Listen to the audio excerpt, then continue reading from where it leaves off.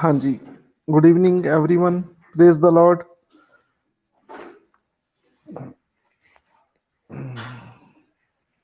हाँ जी, good evening जी, सभी को गुड इवनिंग।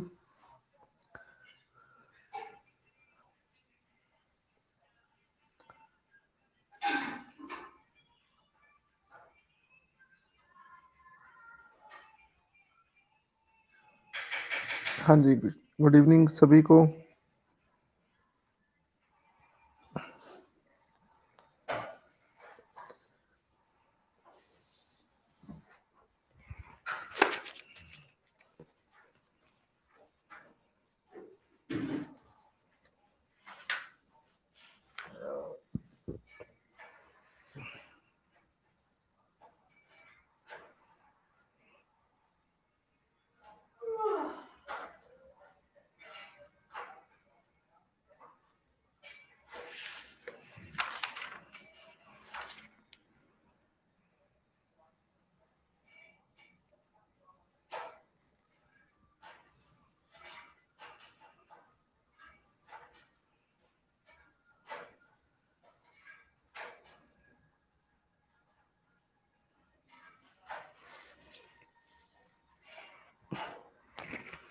हाँ जी, प्रेज द लॉर्ड।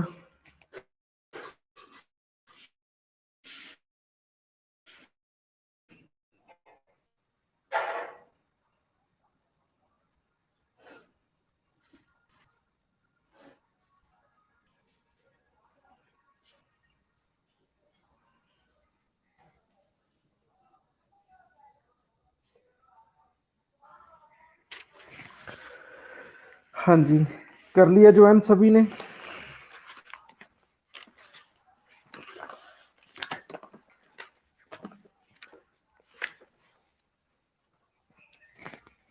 हाँ जी, गुड इवनिंग जी।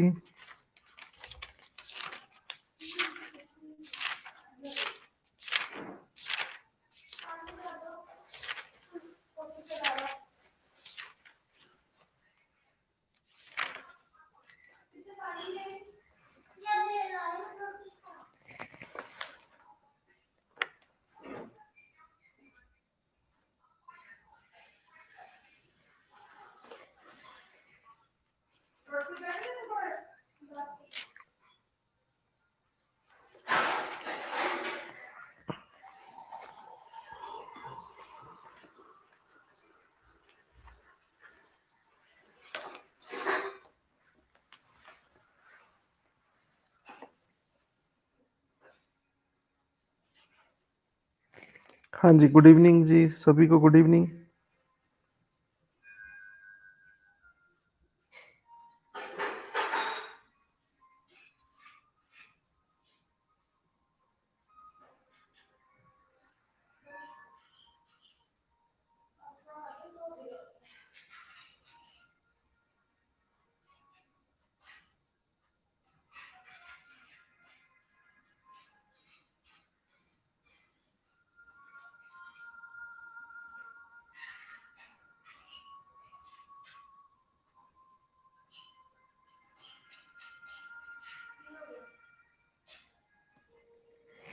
हाँ जी, सभी को गुड इवनिंग।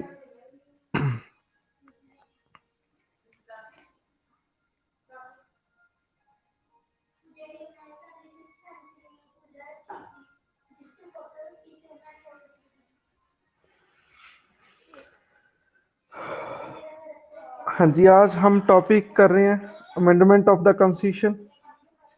मेरा पहला क्वेश्चन है कि ये कहाँ से लिया गया, ये कंसेप्ट किस देश से बारो किया हमने कॉन्स्टिट्यूशन अमेंडमेंट को।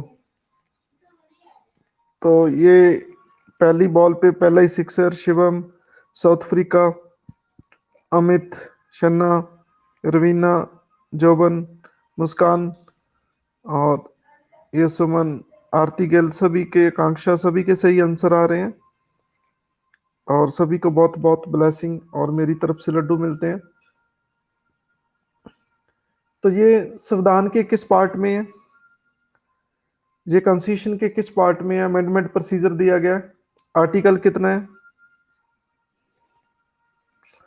20, बिल्कुल सही है।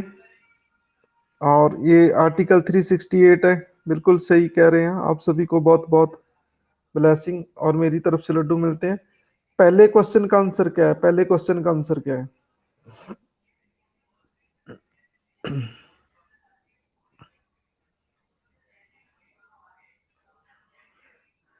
हाँ जी, सभी का सी आंसर आ रहा है। और ये आकांक्षा, अमित, शिवम, ये रवीना, ठीक है, और आकांक्षा, तमन्ना, आर्तिकल, ठीक है, सभी का सी आंसर है। सभी को सभी के लड्डू वापस लेते हैं। सी आंसर नहीं है। क्यों सी आंसर नहीं है, ये आप सोचें।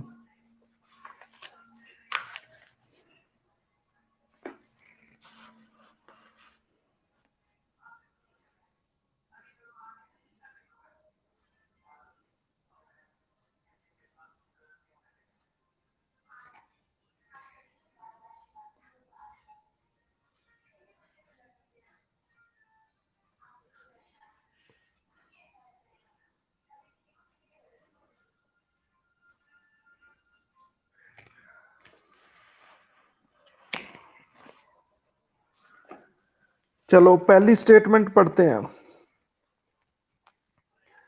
An amendment of the Constitution of India can be initiated by introduction of a bill only in the Lok Sabha।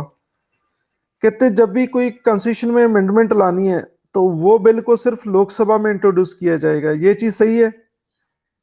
ये चीज सही है? नो, गलत है। ये हमारी पार्लियामेंट है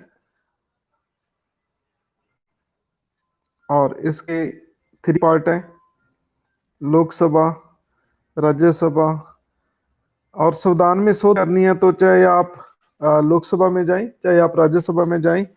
लेकिन कुछ केस में कुछ एक्सेप्शंस होती है, जैसे मनी बिल है। मनी बिल को सिर्फ लोकसभा में इंट्रोड्यूस किया जाता है पहले, ठीक है। लेकिन जो संवैधानिक शोध अमेंडमेंट बिल है, कॉन्स्टिट्यूशन अमेंडमेंट बिल है, आप चाहे राज्यसभा में पेश करो चाहे लोकसभा में पेश करो, ठीक है।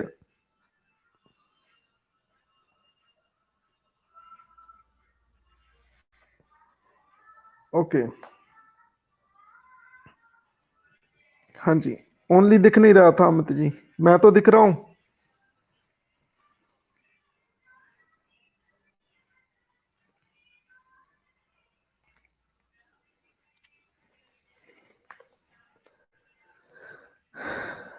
ओके,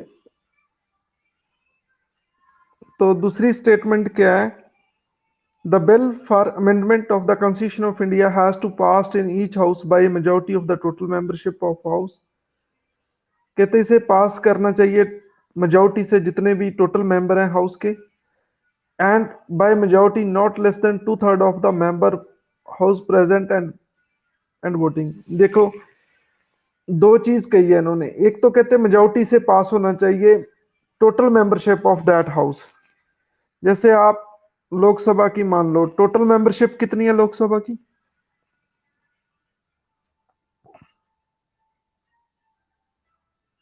543। इसका हाफ कीजिए, कितना बनता है? हाफ कीजिए इसका। अरे भाई, हाफ नहीं करना आता, इसको 2 पे डिवाइड कर दो। 270, ठीक है। एक जो प्रेजेंट है और वोट कर रहे हैं वो 66% से कम नहीं होने चाहिए। ये दो कंडीशन 368 में लिखी है। Present and voting, present and voting. मान लो सपोज उस दिन 543 नहीं आए, मान लो 404 आए हैं, सॉरी 400 आए हैं, तो 400 का 66% करो, कितना होता है? ठीक है, हाँ जी। तो 1% का कितना हो गया? 4। तो 4 से मल्टीपल कर दो इसे, मतलब 264 MP होनी चाहिए, ठीक है। मुझे परसेंटेज इतनी आती नहीं है लेकिन फिर भी कोशिश की है, ठीक है, 66% निकालने की। तो ये भाई लिखा है 368 में ये प्रोसीजर दिया गया है। आप प्रोसीजर देखें तो ये चीजें मिलेंगी। तो पहली स्टेटमेंट गलत है, दूसरी सही है, तो आंसर क्या हो गया?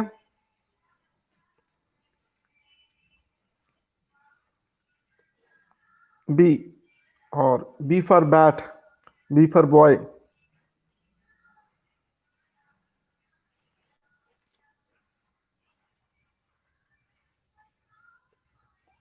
लेकिन प्रोसीजर में एक चीज और है।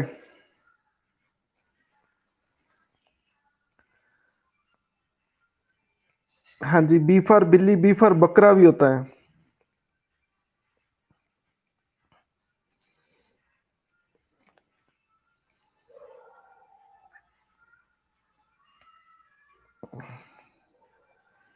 हाँ जी। तो एक चीज और है प्रोसीजर में कि ये फेडरल स्ट्रक्चर को टच करता है बिल कोई, फेडरल स्ट्रक्चर को। अरे भाई क्या होता है फेडरल स्ट्रक्चर? ये मुझे समझ नहीं आती, पॉलिटी भी क्या, इतना लंबा चौड़ा सब्जेक्ट है। जैसे जैसे उम्र बीतती जाती है वैसे वैसे याददाश्त भी कमजोर होने लगी है।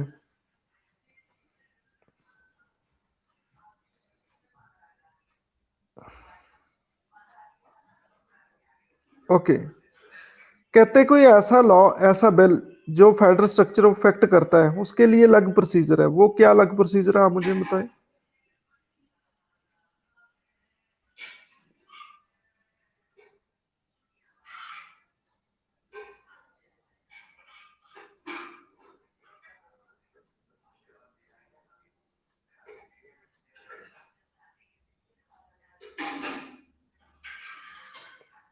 हाँ जी, क्या प्रोसीजर है उसके लिए?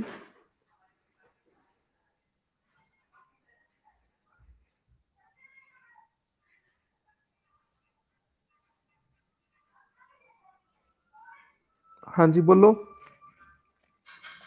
पता नहीं है।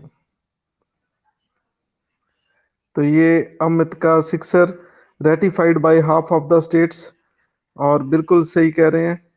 और हाफ स्टेट को रेटिफाई करना पड़ेगा विद सिंपल मेजोरिटी। ये चीज याद रखनी, पेपर में एग्जामिनर आपको फंसाएगा। जब स्टेट इसको पास करेंगे वो करेंगे सिंपल मेजोरिटी से, ये चीज आपने याद रखनी है। वो स्पेशल मेजोरिटी से नहीं करेंगे, सिंपल मेजोरिटी से। और ये शिवम एंड अमित, आपको दोनों को बहुत बहुत ब्लेसिंग। कैसे, मैं आपको एग्जांपल देता हूँ। हाफ स्टेट, टोटल कितने स्टेट है इंडिया में अब? How many states India have? 28।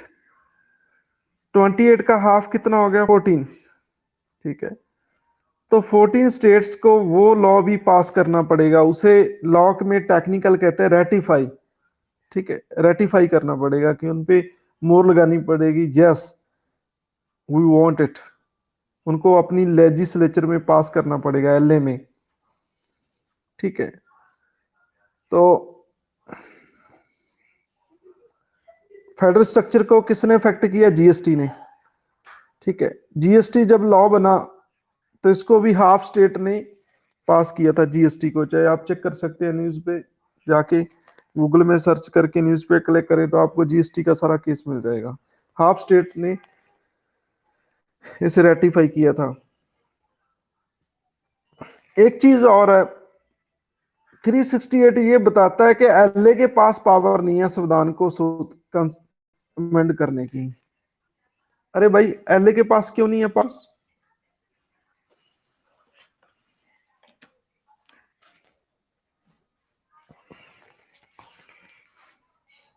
हाँ जी, स्टेट के पास नहीं है संविधान को अमेंड करने की पावर। क्यों नहीं है?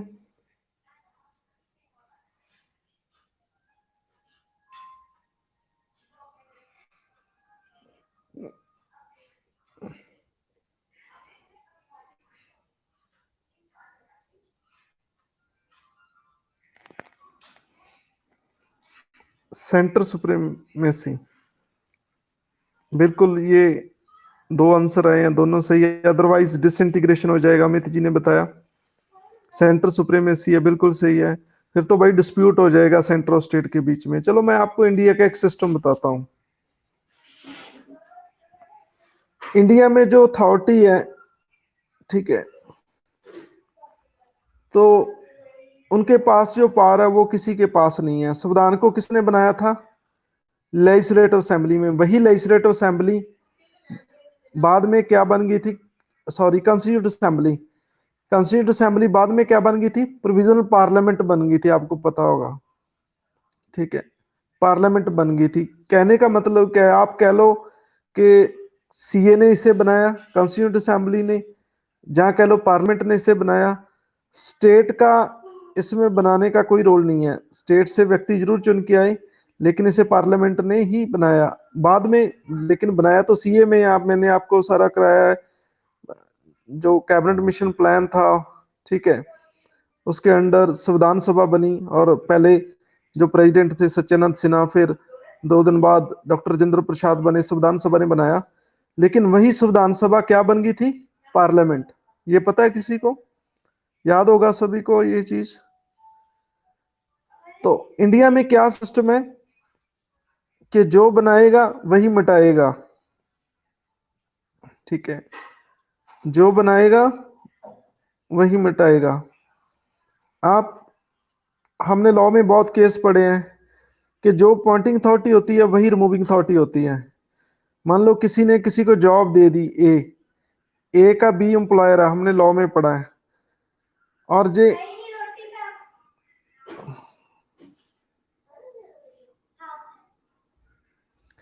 ए का बी एम्प्लॉयर है, बी ने ए को जॉब दी, तो जब ए को हटाना है तो बी ही हटाएगा, ठीक है। ऐसी चीजें हमने लॉ में पढ़ी है। तो जो अपॉइंटिंग अथॉरिटी है वही रिमूविंग अथॉरिटी है।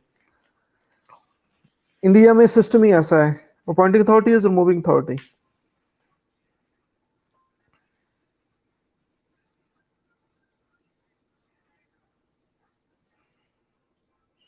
दूसरा क्वेश्चन देखिए क्या आंसर है दूसरे क्वेश्चन का। Now come to question number 2। हाँ जी, पहले क्वेश्चन देख लेते हैं। If an amendment of the constitution of India seeks to make any changes certain items, the amendment requires to be ratify legislature of not less than one half of the states before bill making provision for such amendment is presented to the president for assent. Representation of states in parliament, any of the list in the 7th schedule, manner of election of the president। तो दूसरे question में इन्होंने पूछा है कि मान लो ऐसी कोई आइटम चेंज करनी है जिससे हाफ स्टेट्स की मंजूरी लेनी पड़ेगी, तो कहते हैं कि वो आइटम कौन सी हो सकती है। कहते एक तो representation of states in parliament. किसकी बात करते हैं ये representation of states in parliament? हाँ जी, किस चीज की बात करते हैं? राज्यसभा, बिल्कुल। अमित शिवम जी बिल्कुल सही कह रहे हैं, राज्यसभा की बात करते हैं। Any of the list in 7th schedule, तो 7th शेड्यूल लिस्ट को आपने अमेंड करना है। Manner election of the president of India, तो मैंने एक वर्ड बोला था आपको पहले, फेडरल स्ट्रक्चर। तो ये तीनों फेडरल स्ट्रक्चर की बात करते हैं। इस करके आंसर डी, ठीक है, डी फॉर डंगर।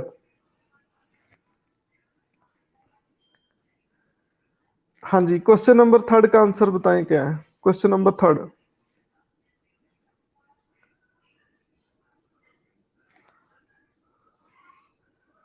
अरे भाई, किसी का बी आ रहा है, किसी का ए आ रहा है, दोबारा स्टेटमेंट पढ़ो।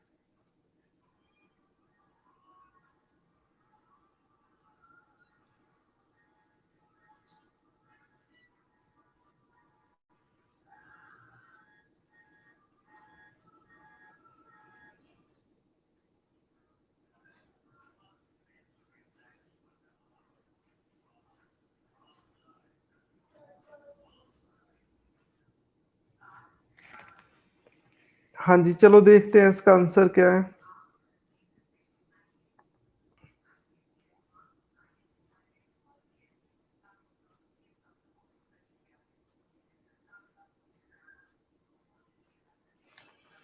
कहते हैं restrictions of the writ jurisdiction of the high court under 226 of the constitution is possible through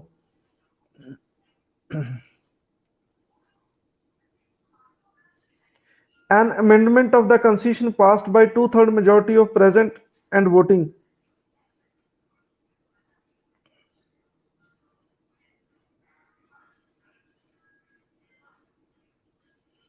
and a majority of the total membership of each house of the parliament, and majority of the total membership of each house of the parliament.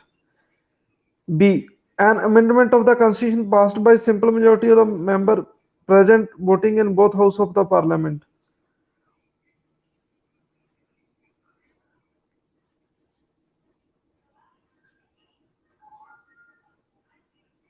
An amendment of the constitution passed by two-third majority of the member present and voting, and majority of the total membership each house of the parliament together with the ratification of half of the state legislature. C, or D, an amendment of the constitution passed by two-third majority of the member present and voting, and majority of total membership each of the parliament together with the ratification of three-quarter of the state legislature assembly. चलो जी, ये चार option दी गई हैं। Question क्या है, question समझे पहले क्या है। कहते रिस्ट्रिक्शन, रिस्ट्रिक्शन क्या होती है, पाबंदी of writ jurisdiction of the high court. कहते जो हाई कोर्ट की जो रेट यूरिडिक्शन है अंडर आर्टिकल 226, ठीक है, तो उस पर रिस्ट्रिक्शन है, ठीक है, रेट यूरिडिक्शन की। कहते कि किस किस ऑप्शन से रिस्ट्रिक्शन,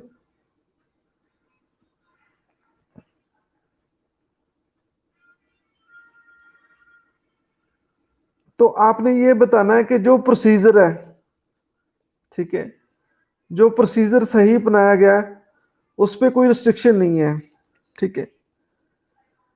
तो आपने ये प्रोसीजर देखना है।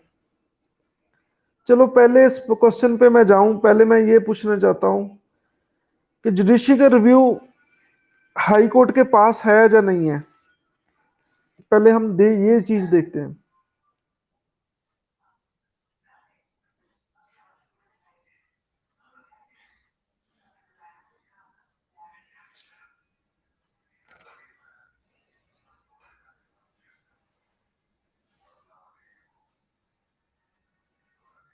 यस, दोनों के पास है।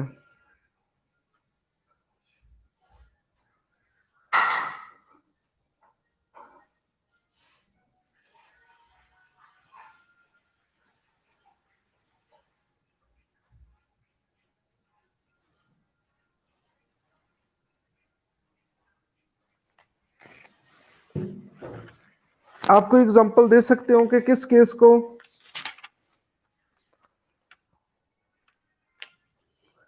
केस को हाई कोर्ट ने डिसाइड किया।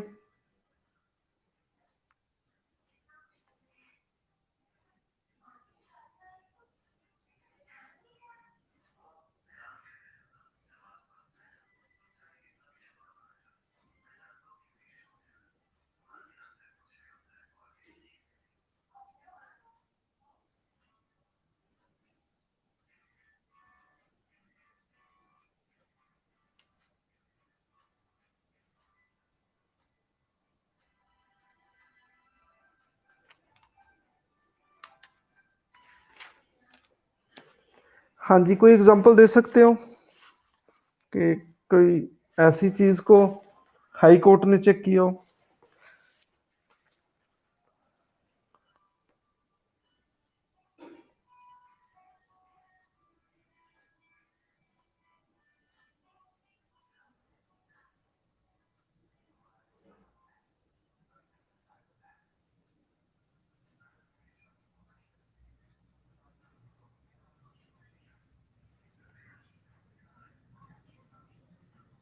मैंने आपको एक केस बताया था, प्रेसिडेंट के ऑर्डर कैंसिल किए हाई कोर्ट ने, और बहुत सारे लॉ, केशवानंद भारती केस, ठीक है, बहुत सारे केस पहले हाई कोर्ट में गए और हाई कोर्ट ने डिसाइड किए, फिर उसके बाद सुप्रीम कोर्ट में गए। इसका क्या आंसर हो सकता है? आपने सही प्रोसीजर बताना है कि क्या सही प्रोसीजर है।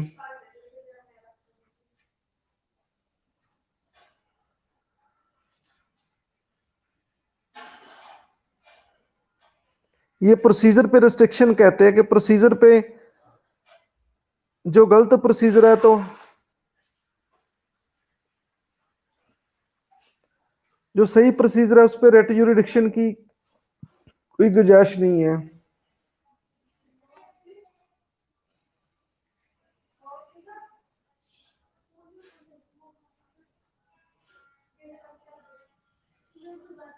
हाँ जी, कौन सा आंसर हो सकता है इसका?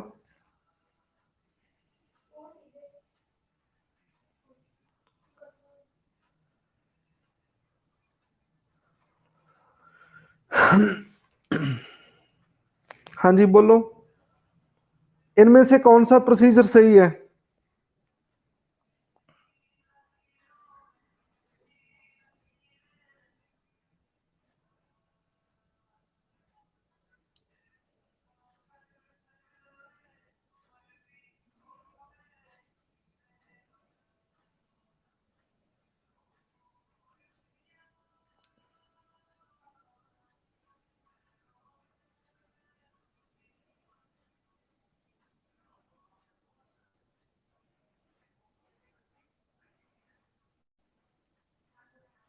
हाँ जी, क्या सही है इसमें?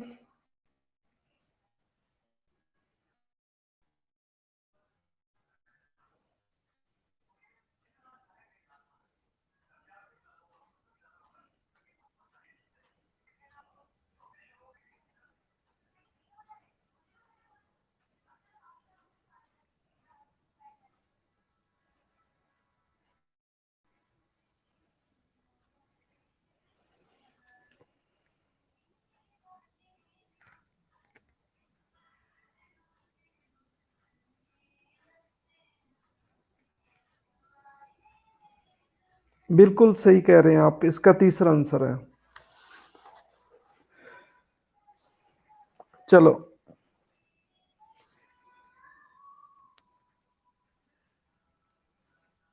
जो रेट यूरिसडिक्शन है, आर्टिकल 226 के तहत, ये किसका पार्ट है? फेडरल स्ट्रक्चर का पार्ट है। क्या पार्ट है? फेडरल स्ट्रक्चर का। हाँ जी,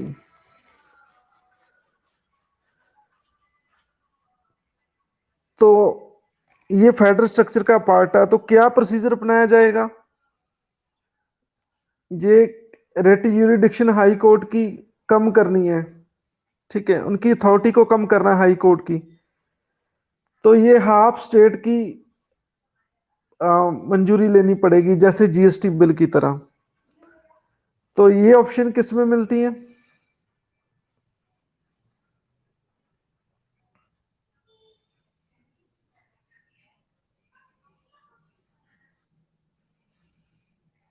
हाँ जी, ये ऑप्शन किस में मिलती है? सी में। तो इसका सी आंसर बिल्कुल सही है, जिसने भी सी आंसर दिया है, और शन्ना, ये सुमनप्रीत, और ये जिसने भी आंसर दिया है, सभी को बहुत बहुत ब्लेसिंग। आपको ये क्वेश्चन समझ आया या नहीं है? ठीक है, उन्होंने क्या कहा है कि जो हाई कोर्ट की मान लो यूरिडिक्शन कम करनी है, ठीक है, तो कहते हैं आपने जो हाई कोर्ट की रेट यूरिडिक्शन है उस पर रिस्ट्रिक्शन लगानी है, तो कौन सा तरीका पॉसिबल है? ये उन्होंने चार प्रोसीजर दी है कॉन्स्टिट्यूशन अमेंडमेंट के, तो कहते हैं केड़ा सही सेट बैठेगा। तो ये बेसिक हाई कोर्ट क्या है कि फेडरल स्ट्रक्चर है, ठीक है, फेडरल स्ट्रक्चर को ये इफेक्ट करेगा, तो ये इसका सी आंसर आएगा। हाफ स्टेट्स की रेटिफिकेशन भी लेनी पड़ेगी।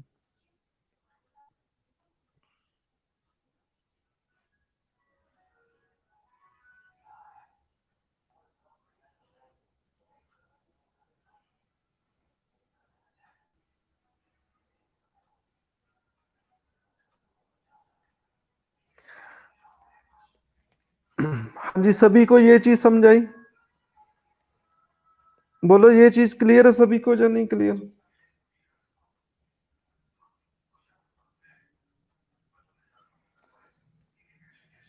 हाँ जी, कोई किसी को डाउट तो नहीं है?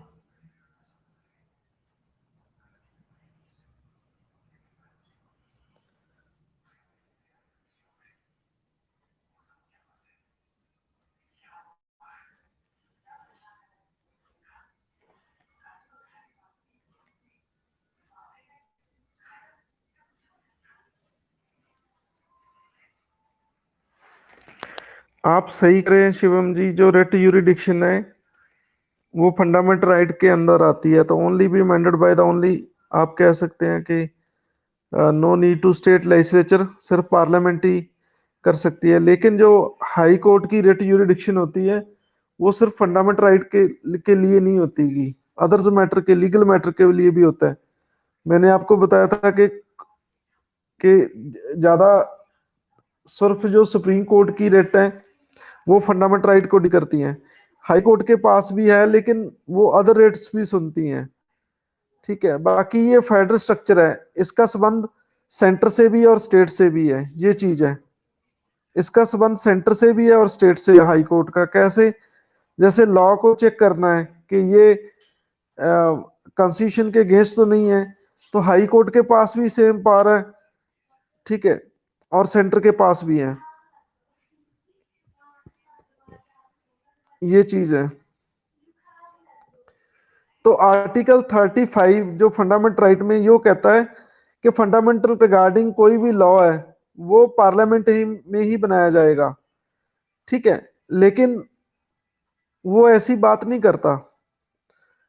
हाई कोर्ट की जो रेट यूरिडिक्शन है उसको, ये भी फेडरल स्ट्रक्चर में आएगा। ठीक है, क्योंकि ये सेंटर स्टेट दोनों को अफेक्ट करता है हाई कोर्ट।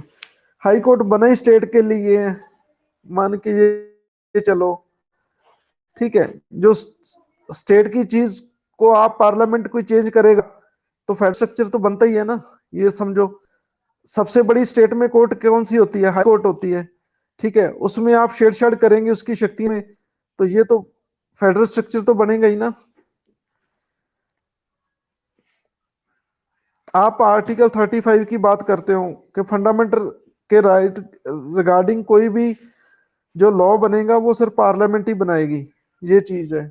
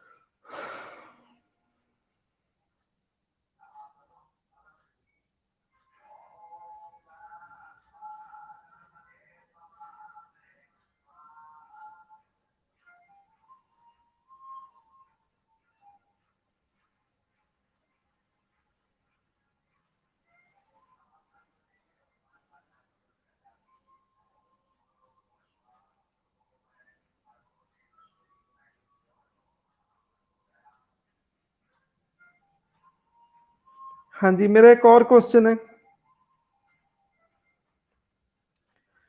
क्या सुप्रीम कोर्ट की यूरिडिक्शन को कम किया जा सकता है?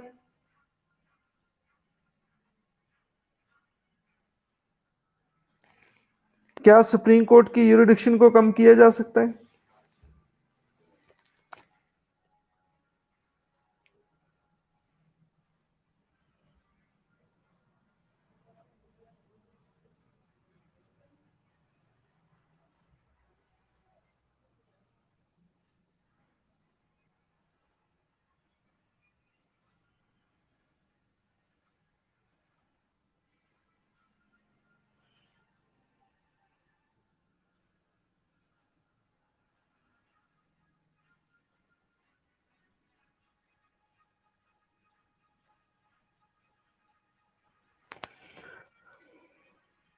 हाँ जी, अभी तक आंसर आए हैं कभी के सभी के नो। और शिवम जी कह रहे हैं भाई प्रेसिडेंट।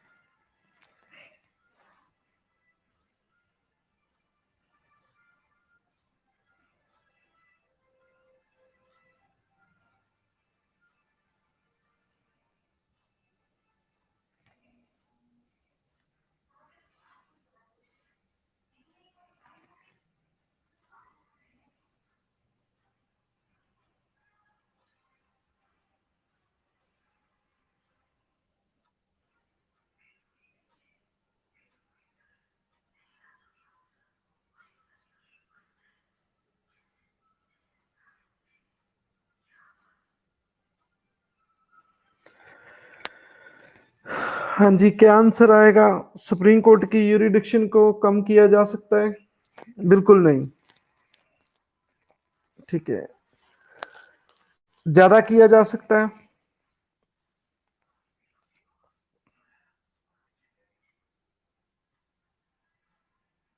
हाँ जी, इनकी यूरिडिक्शन को इनलार्ज किया जा सकता है, यस। पार्लियामेंट उसे इनलार्ज कर सकती है, रिड्यूस नहीं कर सकती। ठीक है, ये सिस्टम है हमारे देश का। Now come to question number fourth.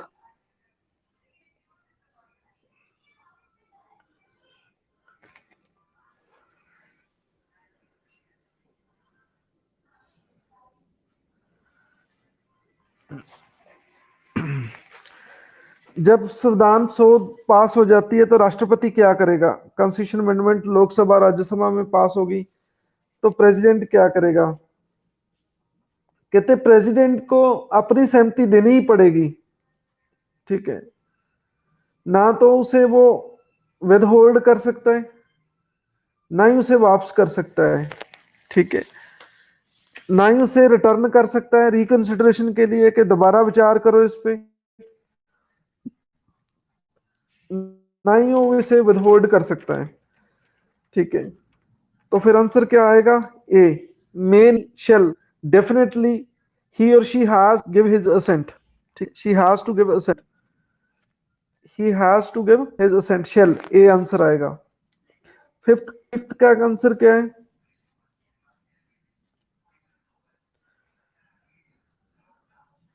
कहते कौन से मैटर है जिसमें सिंपल मेजोरिटी काम करेगी?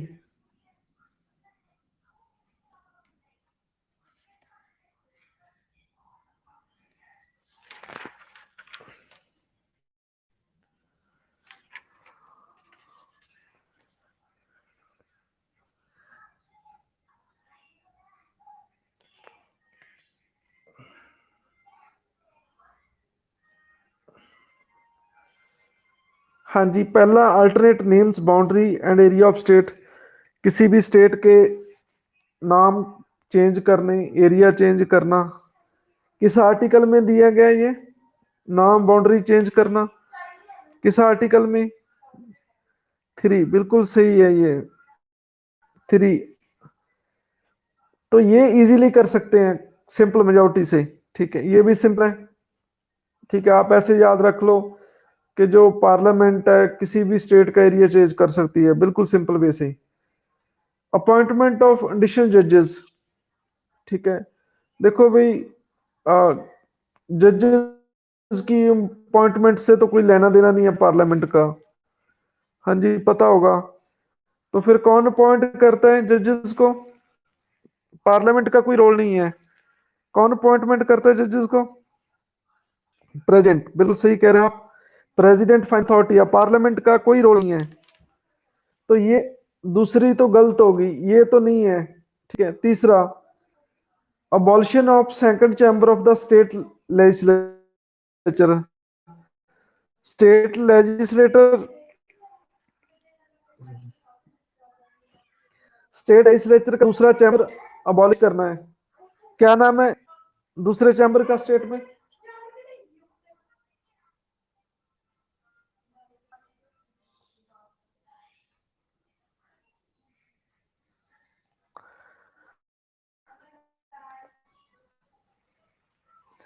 तो ये लेजिस्लेटिव काउंसिल बिल्कुल सही कह रहे हैं आप शिवम, और बिल्कुल सही आंसर है लेजिस्लेटिव काउंसिल। किन किन स्टेट में है ये?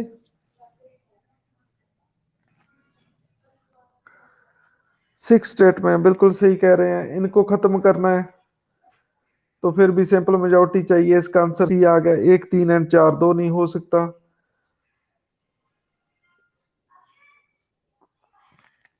हाँ जी, 6th का आंसर बताइए क्या है?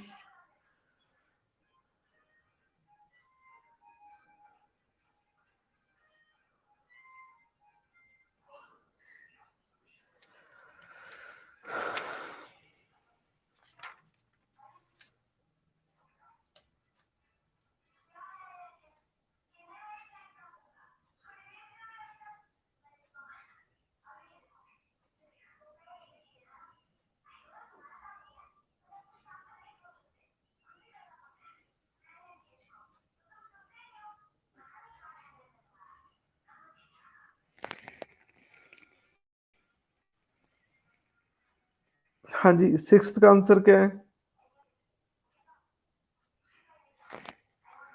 हाँ जी, ए बिल्कुल सही आंसर है। अमेंड कर सकते हैं, उसमें एडिशन कर सकते हैं। एडिशन क्या होता है? जोड़ना। जैसे article 21A right to education डाल दिया, एडिशन कर दिया। वेरिएशन, वेरिएशन क्या होता है? कोई चीज चेंज कर देनी। ठीक है, कोई संविधान में ऐसा है कोई टॉपिक जो वेरी किया हो, चेंज किया हो? ठीक है, जैसे मोदी जी ने अपॉइंटमेंट की थी एनजेसी, ये वेरिएशन की एग्जांपल है। National judicial appointment commission. और रिपेल, जैसे right to property 31 article repeal किया गया, तो वेरिएशन होता है थोड़ी चेंज लाना, रिपेल बिल्कुल खत्म करना। तो ये 6th का ए है, बाकी नहीं बनेगा। कहते हैं इट इज अनरिस्ट्रिक्टेड, कहते हैं इस पे कोई रिस्ट्रिक्शन नहीं है। अरे भाई, जुडिशरी का रिव्यू है, रिस्ट्रिक्शन क्यों नहीं है?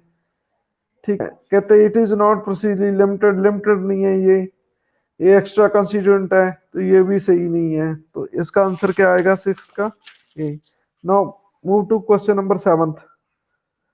7th का आंसर क्या है?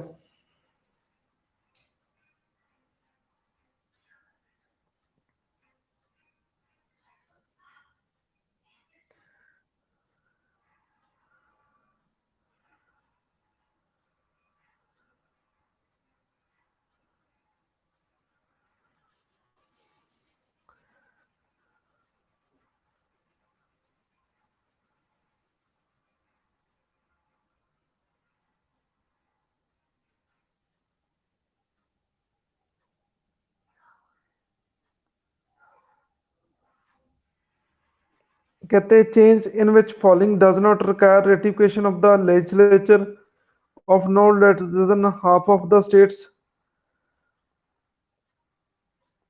by regulations that effect passed by those legislatures before the bill making any provision for amendment of the Constitution of India is president to president for his assent। ठीक है, any bill less than 7th schedule, इसके लिए भी ये procedure अपनाया जाएगा। Provision of article 368, 368 को खुद को अमेंड करें। Article 73 about extent of executive power the union.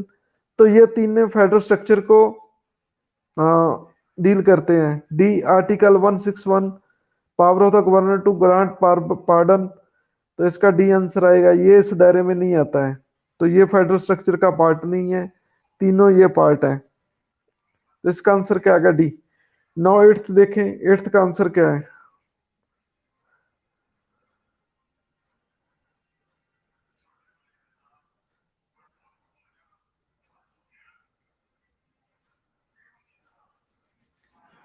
B is correct answer. Multiple procedure for amendment, हमारे कई प्रोसीजर दिया गया है। Simple majority, special majority, special majority plus half of the states ratification, multiple procedure दिया amendment का। कहते हैं state के पास शक्ति नहीं है कि वो शुरुआत कर सके संविधान के अमेंडमेंट की। बिल्कुल सही कह रहे हैं जी, स्टेट के पास शक्ति नहीं है कि वो संविधान को अमेंड कर सके। लेकिन कोई ऐसा देश है जहां पे स्टेट भी संविधान को अमेंडमेंट कर सकते हैं?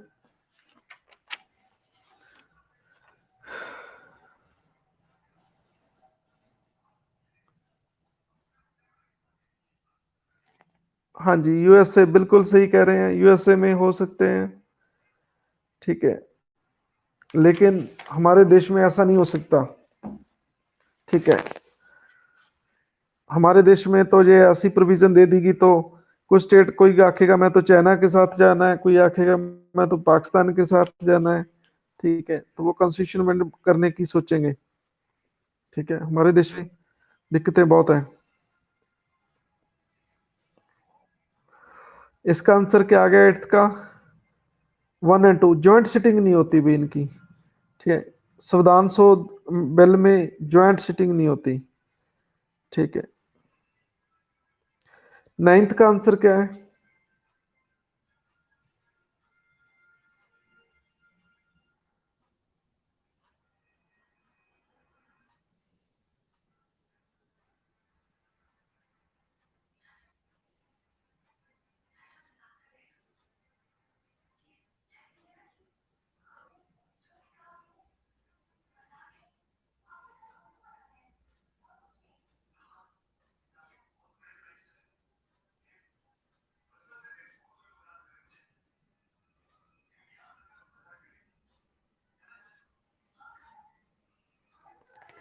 डी इज बिल्कुल सही आंसर। हाई कोर्ट प्रोविजन किससे रिलेटेड है? फेडरल स्ट्रक्चर से। ये काफी सारा बाजा बज चुका है फेडरल स्ट्रक्चर का। हाई कोर्ट प्रोविजन किससे रिलेटेड है? स्टेट से रिलेटेड है। तो जो भी स्टेट से रिलेटेड होगा, ठीक है, उसके लिए ये स्पेशल मतलब हाफ स्टेट्स की रेटिफिकेशन जरूरी है। और क्वेश्चन नंबर 10th का आंसर क्या है?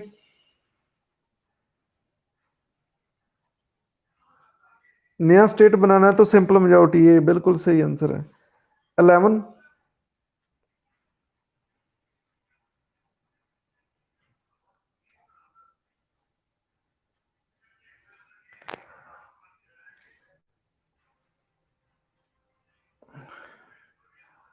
कहते provision article 368 of the constitution of India deals with powers as well as procedure for amendment of the constitution. C answer आएगा इसका। सी, 11th का सी आएगा। क्वेश्चन नंबर 12, 12 का आंसर क्या है?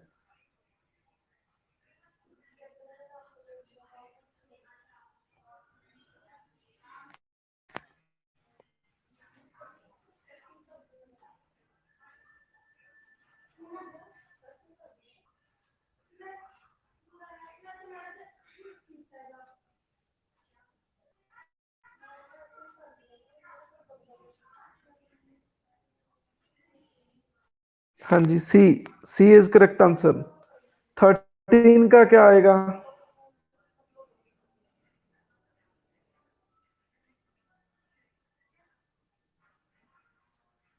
कहते हैं amendment which one of the following provision of the constitution requires ratification by the legislature of states.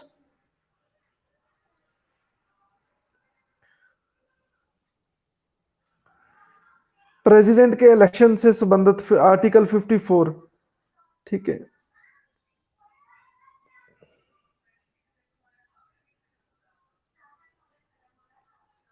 ये ये स्टेट को टच करता है।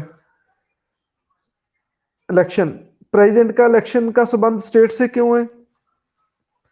बोलो भाई, क्यों ये स्टेट्स की रेटिफिकेशन चाहिए प्रेसिडेंट के इलेक्शन के मेथड में? एमएलए पार्टिसिपेट, बिल्कुल सही कह रहे हैं अमित जी। ये ग्रेट सिक्सर, आज का सबसे लंबा सिक्सर, ये शिवम का भी सिक्सर। एमएलए पार्टिसिपेट करते हैं तो ये फेडरल स्ट्रक्चर को टच करता है भाई। फिर फेडरल स्ट्रक्चर आ गया, आज तो फेडरल स्ट्रक्चर की चटनी बन गई।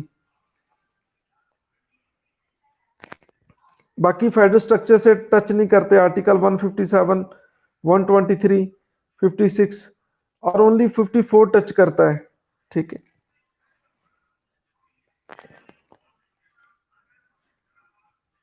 हाँ जी, आर्टिकल 14।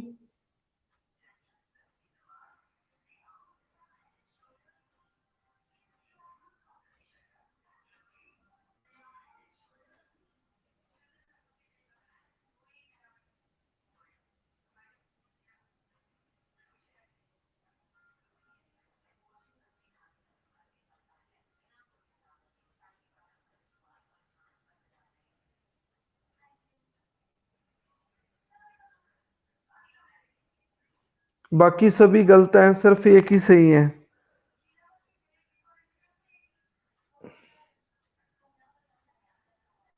हाँ जी, दूसरा और तीसरा सही है, पहला और चौथा गलत है दोनों, क्योंकि जॉइंट सेशन नहीं होता, पहला गलत है। ओनली हाउस ऑफ पीपल में इंट्रोड्यूस होता है, ये भी गलत है। दूसरा और तीसरा बिल्कुल सही है, दूसरा और तीसरा आंसर आ गया सी। ठीक है। हाँ जी, ये चीज समझ आई आप सभी को?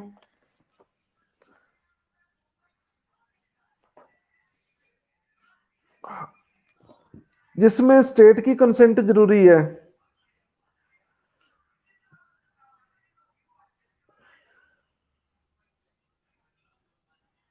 ठीक है, वो सात हैं, सात, सेवन है। पहले इलेक्शन ऑफ प्रेसिडेंट, आप याद कर लो। Executive power of the union and state, ये आ जाएगा दूसरे नंबर पे। तीसरे पे सुप्रीम कोर्ट और हाई कोर्ट में कोई चेंज लाना है। और चौथा legislature power between union and states, seventh schedule आ गई। ठीक है, और सेवंथ शेड्यूल, और राज्यसभा आ गया, representation of states in parliament, और power of parliament to amend the constitution and its procedure itself, 368 को ही हमने चेंज करना है। तो ये 7 टॉपिक है जिसमें हाफ स्टेट्स की रेटिफिकेशन है, आप इसे याद कर लेना।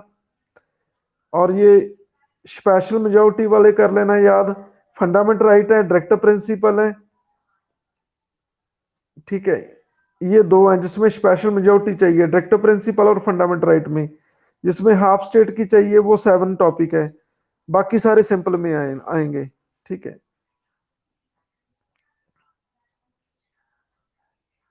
हाँ जी, ये चीज क्लियर है। तो ये याद करने पड़ेंगे, जैसे न्यू स्टेट बनाना है तो सिंपल मेजोरिटी चाहिए, किसी स्टेट की बाउंड्री एड करनी है और लेजिस्लेटिव काउंसिल बनानी है, ये भी हमने देखा था। सेकंड शेड्यूल, ठीक है, पार्लियामेंट में quorum, salary, rules, privilege of parliament member, language, use of English language. ठीक है, और नंबर ऑफ पुनीस जजेस, छोटे जजेस in the supreme court, small जजेस। ठीक है, और सुप्रीम कोर्ट को ज्यादा यूरिडिक्शन देनी है, सिंपल। ऑफिशियल लैंग्वेज के संबंध सिटीजन में, election to parliament and state, delimitation, ते यूटी, और fifth schedule and six schedule. तो ये सारे सिंपल मेजोरिटी से हैं। तो कोई डाउट तो नहीं है इस टॉपिक में किसी को?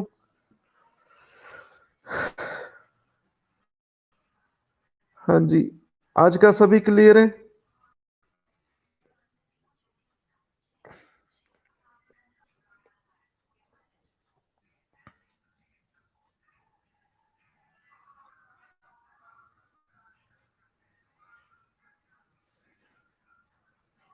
हाँ जी, कल गुड फ्राइडे है, सभी बच्चे क्लास कल होनी चाहिए।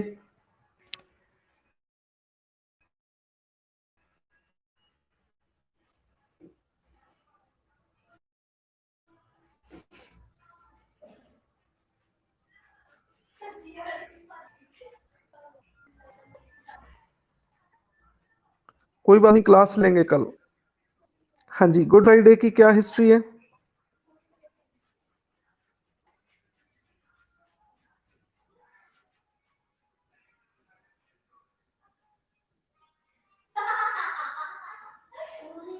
हाँ जी, गुड फ्राइडे की हिस्ट्री क्या है?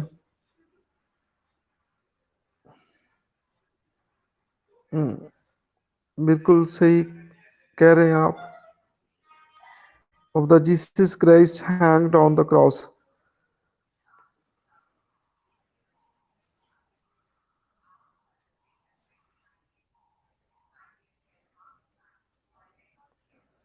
चलो, मेरा आपसे क्वेश्चन है एक। जीसस की लाइफ से रिलेटेड एक माउंट है इजराइल में, ठीक है, और उसका नाम क्या है माउंट का?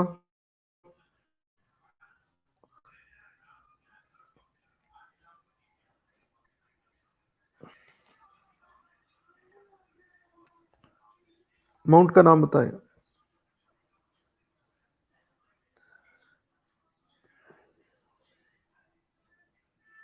ये आंसर सही है विक्रम का। कैमल, कैमल माउंट है, और वो उनकी लाइफ से रिलेटेड है कैमल माउंट। तो विक्रम जी आपको बहुत बहुत ब्लेसिंग, और भी तरफ से मिलते हैं आपको। तो चलो कल को हम शाम को क्लास लेंगे। Good night.